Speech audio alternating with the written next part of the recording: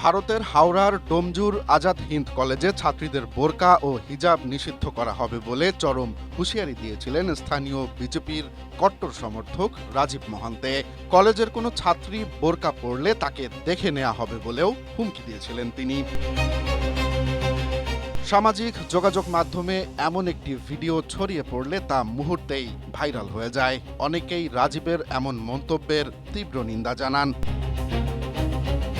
জানা যায়, আজাদ হিন্দ কলেজে মঙ্গলবার আরএসএস এর ছাত্র সংগঠন অখিল ভারতীয় বিদ্যার্থী পরিষদ এবিভিপির একটি অনুষ্ঠান চলছিল। এ সময় কলেজ গেটে এবিভিপির পতাকা লাগাচ্ছিলেন সংগঠনের কলেজ শাখার শিক্ষার্থীরা। স্ট্রবেরি সুপার ডটেড ও ক্লাসিক ভ্যারিয়েন্ট সেন্সেশন জাগুক শিহরণ। ঘটনাস্থলে অভিযুক্ত রাজীব মহান্তে লোকজন নিয়ে এসে অনবরত মুসলিম নারী শিক্ষার্থীদের উদ্দেশ্যে হুমকি দিতে থাকেন।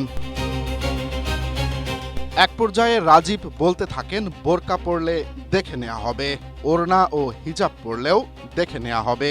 এমন হুমকির পরপরই সাধারণ শিক্ষার্থীরা রাজীবের মাস্তানিতে ক্ষুব্ধ হয়ে ওঠেন।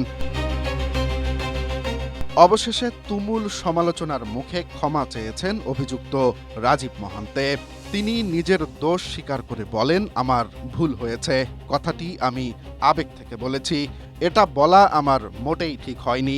এ সময় তিনি এমন বিতর্কিত কথা বলার জন্য অনুতপ্ত হন এবং সবার কাছে ক্ষমা প্রার্থনা করেন। নিজেকে স্থানীয় বিজেপি সমর্থক দাবি করার পর এবিভিপির পক্ষ থেকে বলা হয়েছে তারা রাজীব মহান্তকে চেনেন না, সে এবিভিপির কেউ নয়। ঘটনাটি এখন আর কেবল কলেজ পর্যায়ে সীমাবদ্ধ নেই, বরং তা এখন ধর্মীয় ও রাজনৈতিক রূপ নিয়েছে।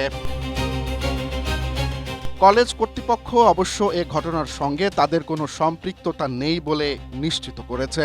তবে সাধারণ শিক্ষার্থী ও সচেতন নাগরিকদের আশঙ্কা, পোশাক নিয়ে এই রাজনীতি শিক্ষার পরিবেশ নষ্ট করে সাম্প্রদায়িক বিভেদ তৈরি করতে পারে।